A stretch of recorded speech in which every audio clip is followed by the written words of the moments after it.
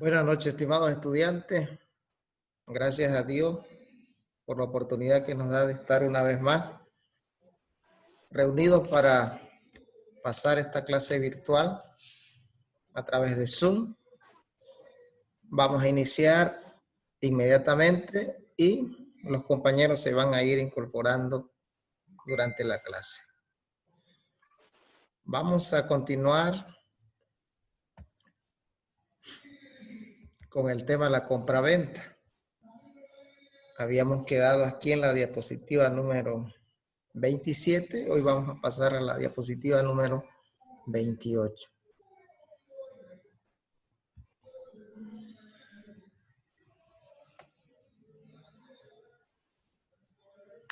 Esperemos que los compañeros se hubieran recuperado. Y bueno, los que están todavía delicados, Dios ha de querer, por su misericordia, que pronto se recuperen para que podamos continuar con este proceso formativo. Y quienes han perdido un ser querido, mis sentidas condolencias, y que Dios pueda dar fortaleza al corazón, porque la verdad que es triste y lamentable perder seres queridos. Con esto vamos a continuar entonces.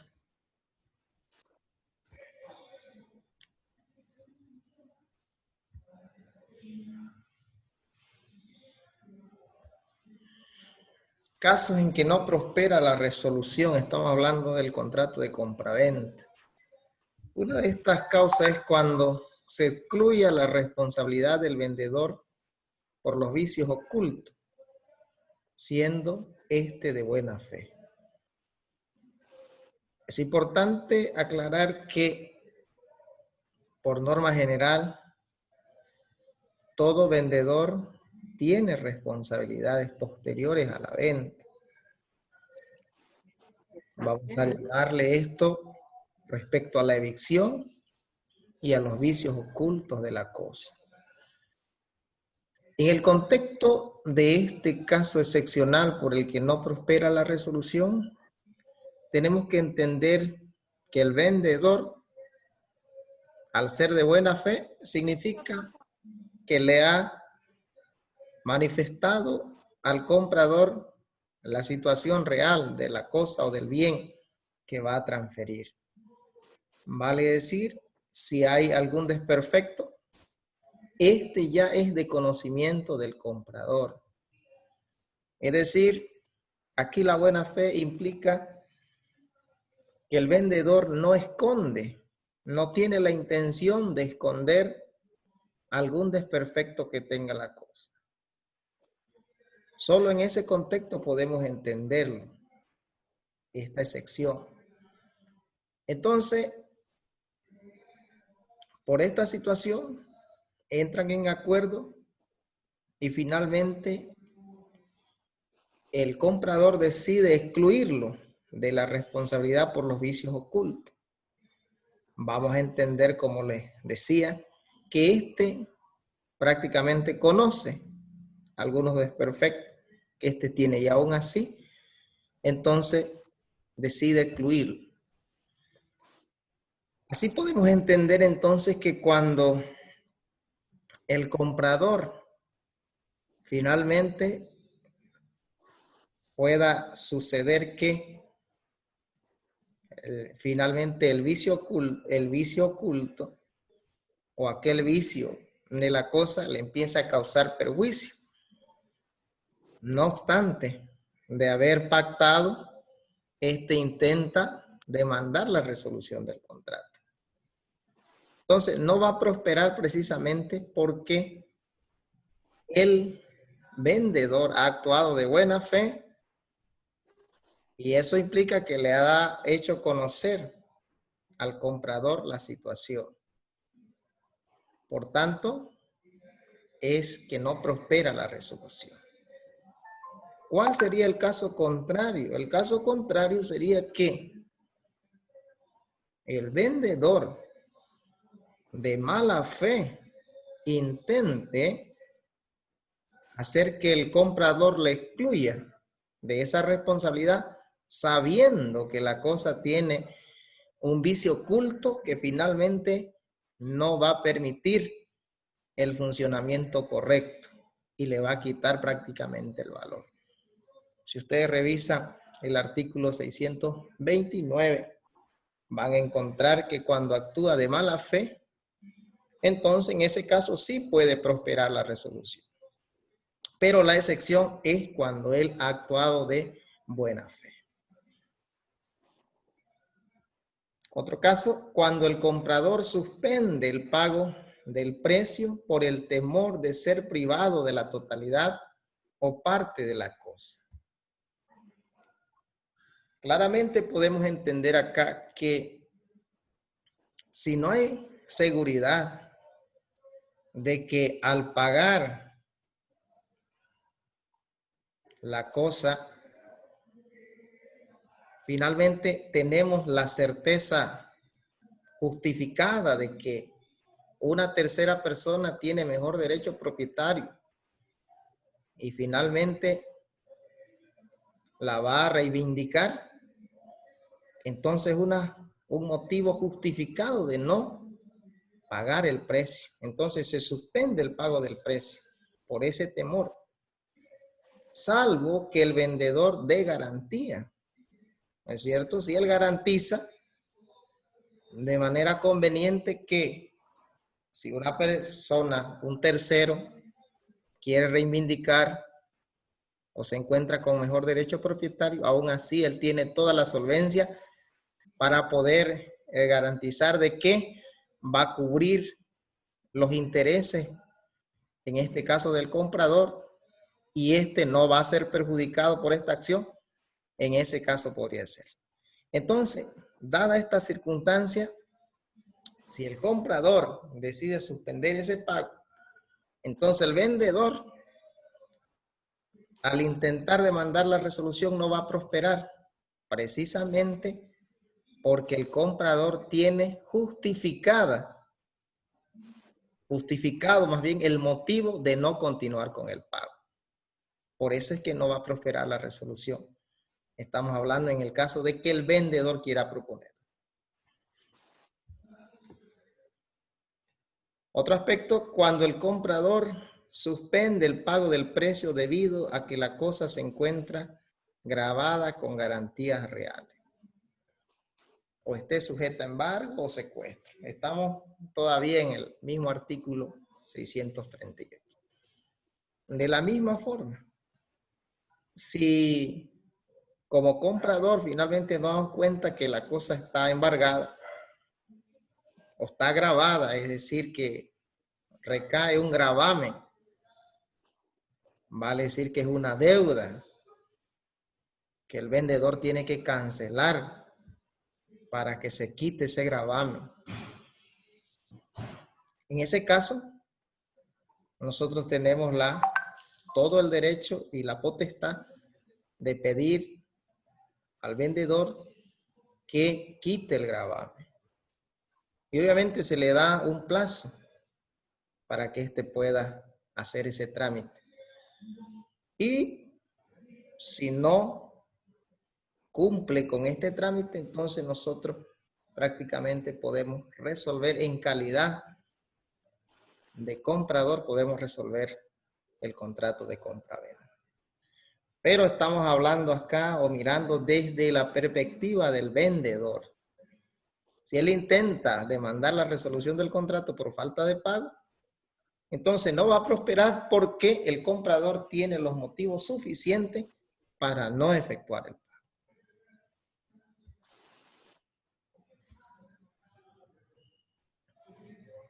Seguimos casos en que no prospera la resolución de contrato imputable al comprador.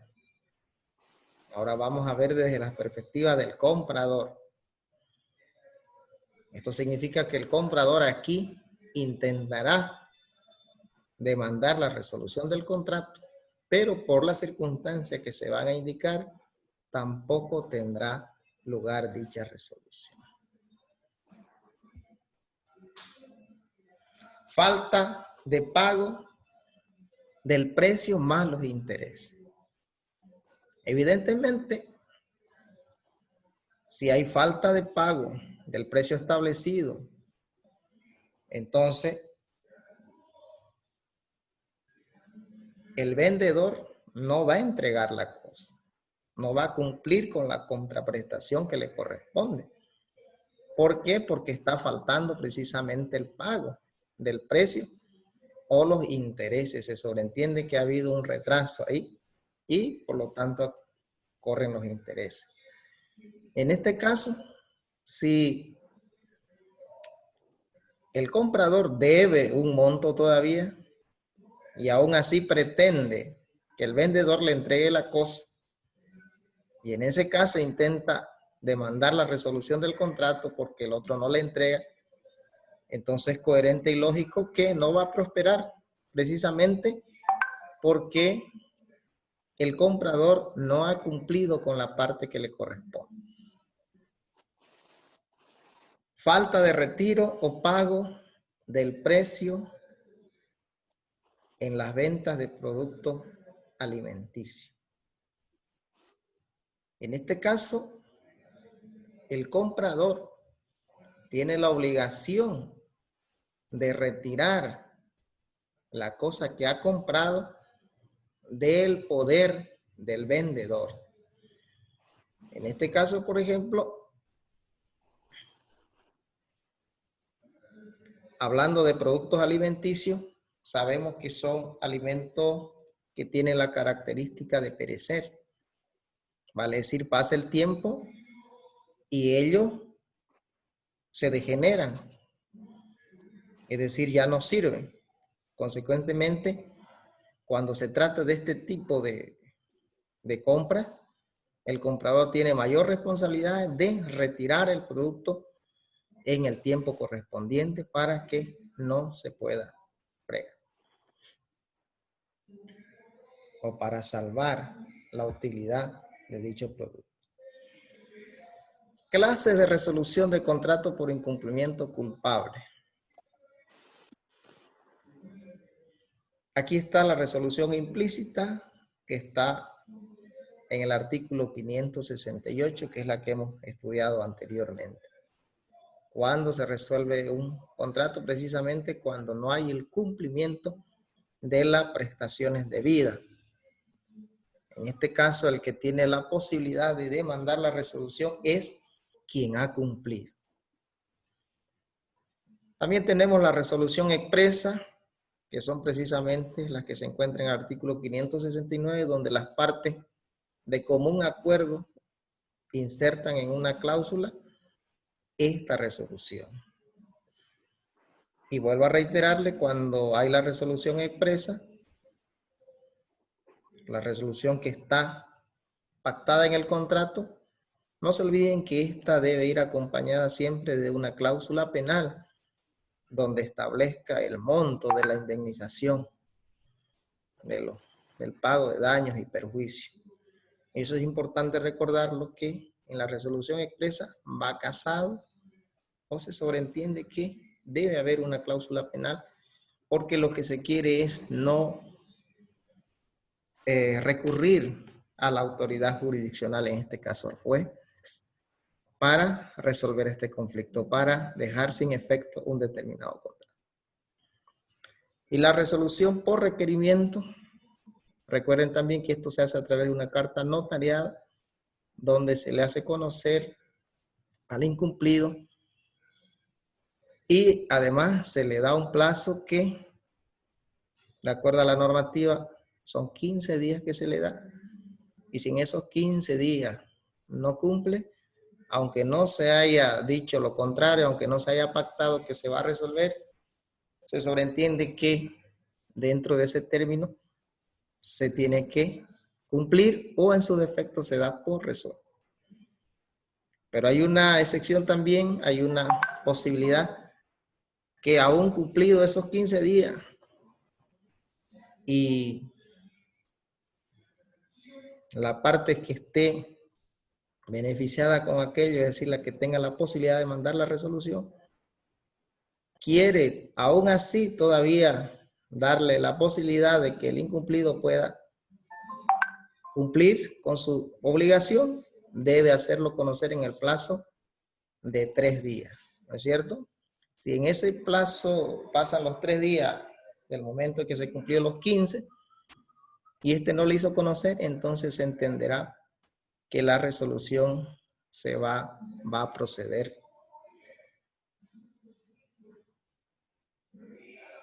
de esa manera. Resolución no pactada. Esta resolución no pactada tiene que ver con la calidad del contrato. Por ejemplo, aquí hay un ejemplo de venta de productos alimenticios. Esta resolución no pactada significa que si el comprador no retira el producto, que finalmente se va a perder, esto significa que el vendedor puede resolver el contrato por incumplimiento precisamente de retirar la cosa que ha sido ya negociada o vendida. Resolución de la compra-venta por imposibilidad sobreviniente. Aplicación de la teoría de los riesgos. En la venta de cosas ciertas y determinadas, no sujeta a modalidad, el riesgo es para su dueño que resulta ser el comprador. Esta regla es importante, ya la hemos estado viendo y de alguna manera ya creo que ya la están manejando ustedes o por lo menos se dan cuenta. Fíjense, cuando se trata de ventas de cosas ciertas y determinadas, considerando que el contrato de compraventa es de carácter consensual, significa que con el consentimiento se concretiza el contrato, aunque no se haya pagado el precio ni se haya entregado la cosa. Eso vamos a entender cuando es consensual. Si la cosa es cierta y determinada, por más que no se la haya entregado, ni el comprador haya pagado el precio, ¿quién asume este riesgo? Recuerden que la aplicación de la teoría de los riesgos más bien, es para determinar quién va a asumir los riesgos. En este caso, el riesgo es para su dueño. ¿Quién resulta ser el dueño? El comprador. El comprador. Aunque no haya pagado el precio y aunque no se le haya entregado la cosa. ¿Cuándo sucede esto? Cuando estamos hablando de ventas de cosas ciertas y determinadas. En las ventas diferidas, ventas a prueba, ventas con reserva de satisfacción, el riesgo lo asume el vendedor que sigue siendo el propietario. Si nosotros aplicamos la lógica en estos dos aspectos que estamos tratando, evidentemente vamos a comprender de forma precisa que la regla prácticamente tiene sentido. Estamos hablando de las ventas diferidas, es decir, donde no se hace la entrega de forma inmediata. Si una venta es diferida, y acá tenemos de ejemplo la venta a prueba, la venta con reserva de satisfacción, ¿quién va a asumir el riesgo en caso de imposibilidad sobreviniente? Obviamente que la va a asumir el vendedor. ¿Pero por qué la va a asumir el vendedor? Porque sigue siendo el propietario. Porque la venta es diferida. Vale decir, no se concretiza en ese momento. Contrario a lo que vimos en esta primera parte en la venta de cosas ciertas y determinadas. En la venta de cosas en género. La cosa en género significa que no están determinadas específicamente. No se opera mientras no sean individualizadas. Si no están individualizadas, no se sabe exactamente la calidad ni la cantidad. Entonces, ¿Cómo alguien se va a obligar a responder por algo que no conoce sus limitaciones? Ni conoce de qué se trata. Simplemente están especificadas en género. Entonces, lógicamente, el riesgo, ¿quién lo asume? Lo asume también el vendedor, que sigue siendo el propietario. Estos dos aspectos son contrarios a este primer aspecto que hemos visto, ¿no? En las ventas de cosas en género, entonces en caso de imposibilidad sobreviviente que se aplica la teoría de los riesgos, el riesgo obviamente lo asume el vendedor, que sigue siendo el propietario.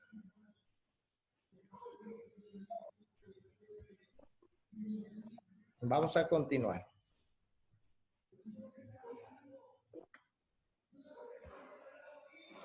Resolución de la compraventa